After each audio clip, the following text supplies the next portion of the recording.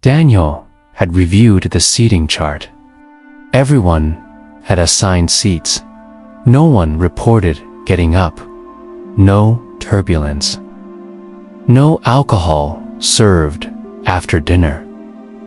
A room full of people. And no one saw a man die. While the others stayed in the lounge, Alina walked toward the tarmac for a look at the jet. It was grounded just beyond the terminal. A white luxury Gulfstream with silver trim and blacked-out windows.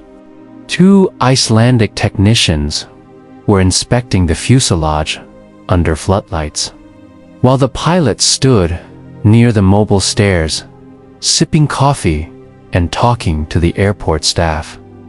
He was in his mid-30s, tall, clean-shaven, with ice blue eyes and an airline blazer that still looked wrinkle-free despite hours in the air. Alina smiled as she approached. "You, the one who didn't crash us." The pilot turned with a crooked grin.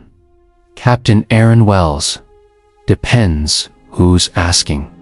She extended her hand. "Alina, Detective Gray's assistant, but I moonlight as co-pilot when murder's on the manifest." He laughed once. "You folks think it's murder." She shrugged.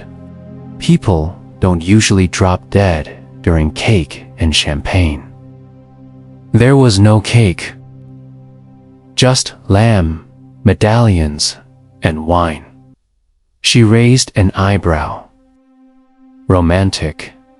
He nodded once, then lowered his voice. "Victor seemed fine. Bit grumpy during takeoff, but that's just him. I've flown him 3 times. This was supposed to be his peace flight. He wanted to reconnect with people." Elena's tone turned teasing. "You're very calm for someone who had a corpse in first class." Aaron grinned again. "I've seen worse. I was Air Force before this. 3 years. Flying cargo in Iraq." She glanced up at the aircraft, then back at him. He laughed again.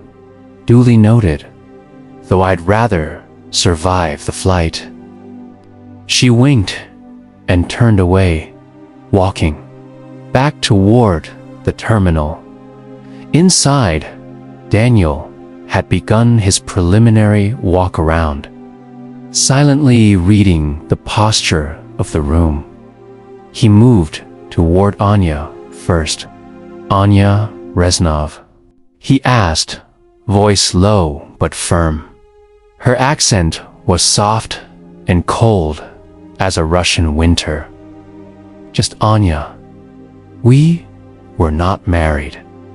"You were sitting next to Victor, 2 seats to his right. I was in 9F. We had dinner." He was quiet, but that was normal for him. Then he ... rested. "And when did you last speak to him?" She blinked slowly. "He said he was tired. That's all." "Did he take anything? Medication?" "I did not see. Maybe in the bathroom earlier." Daniel nodded slightly. "You didn't notice anything strange?" She tilted her head. "He dies." No wetness in the eyes. No shaking. Not even a nervous twitch. He turned away, not dismissing her, just saving her for a longer round of questioning. Later, Daniel met with Marla in a private side room. She clutched her handkerchief. Victor had enemies, but never inside this plane. These people, ... they were his people. He trusted everyone here. She nodded. He wouldn't invite them otherwise. This was supposed to be closure. Family therapy in the sky. Daniel leaned forward. Do you think anyone here wanted him dead? She hesitated. Her hand squeezed the cloth harder. I think some people were waiting for him to die. That's different. Daniel let that sit for a moment. You seem to be holding up well, he said. I've lost people before. He didn't press. She looked too fragile to push, but something about the way her hands didn't tremble stayed with him. She was too calm. Back in the lounge, Alina had returned and flopped into the seat beside Daniel. Pilot's cute, she whispered. Also not helpful. He says Reznov was moody, but what billionaire isn't? Daniel didn't respond. He was staring at the empty chair where Victor had died. Anya didn't grieve. Marla grieved too well. The kids are shocked, but there's something missing. Alina tilted her head. A motive. No, a sound. There should have been a sound. Someone moving. A gasp. A dropped glass. He looked at Alina. If someone killed Victor mid-flight without a sound, they've done it before. The jet remained grounded under Iceland's cloudy skies, but inside, the investigation was taking off. Detective Daniel Gray stood at the front of the private lounge, facing a large whiteboard where he'd started drawing the interior layout of the aircraft from memory, seat positions, tray tables, overhead compartments, asterisk. Every line had purpose.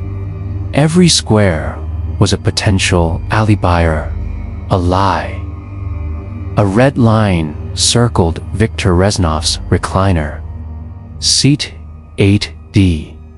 He tapped it with a black marker and spoke clearly, addressing Alina and the uniformed Icelandic technician beside her. Turbulence hit between 7:45 and 8:30 p.m. Correct. The tech nodded. Seatbelt signs were on. All cabin crews seated. No movement. Daniel turned to Alina. You reviewed the footage. Alina crossed her arms. No cameras in the cabin, just cockpit and hallway by the lavatory. No one moved from 7:40 to 8:35. Not even a bathroom break. Everyone stayed buckled, white-knuckled, and still. Daniel leaned on the edge of a table. Victor was confirmed alive at 7:45. Multiple witnesses, Alina nodded. He was sipping wine when the turbulence started, and dead by 8:35. No scream, no shout, no struggle. She gave a dry smile. Unless he choked on a death wish. Daniel said nothing. He walked toward the table where Victor's dinner tray had been placed. Now, inside, a clear plastic evidence case. Inside sat a half-empty wine glass. Bordeaux, rich and dark, with 2 faint fingerprints near the stem. Daniel crouched beside it. The wine had barely shifted in the glass. No spill, no splash, no shattered crystal. That alone made him narrow his eyes.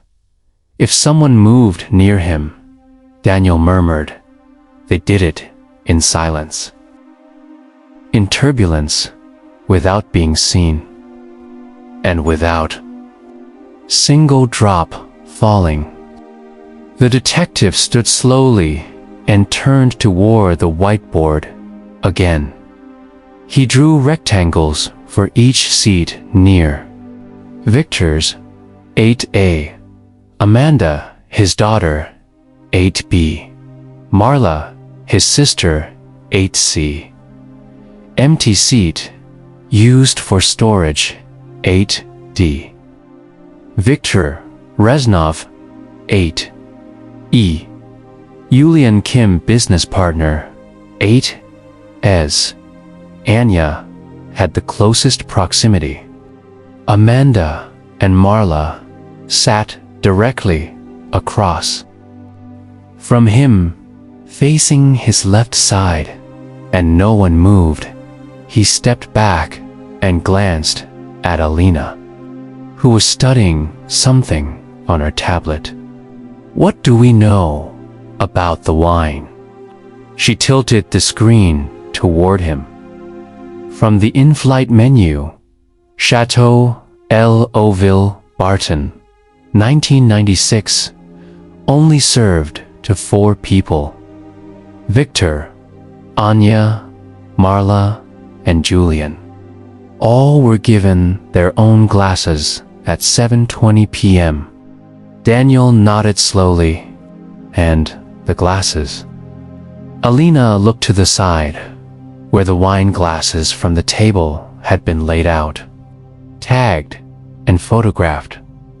Victor's had no lipstick. Marla's had pink residue. Julian's was untouched. Anya's had no trace either. Alina stepped closer, pointed to Marla's glass. Pink. Anya doesn't wear lipstick. Daniel turned, confirmed. Alina nodded. I asked. She was proud of it. Natural lips are more trustworthy, she said. Whatever that means. Daniel's mind was already 3 steps ahead.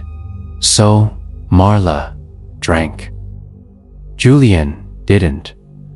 Anya and Victor both sipped theirs. He stared back at Victor's tray. The lamb medallions had been cleared off. The napkin was missing. Where's his napkin? Alina blinked. What? Daniel pointed. Each tray had a napkin folded beside the fork. Marla's tray still has one. Anya's does. Julian's does. Victor's does not. Alina quickly pulled up the photo they'd taken on board. Sure enough, in the original image from Victor's seat, no napkin was visible. Could have fallen. Daniel shook his head. Nothing fell.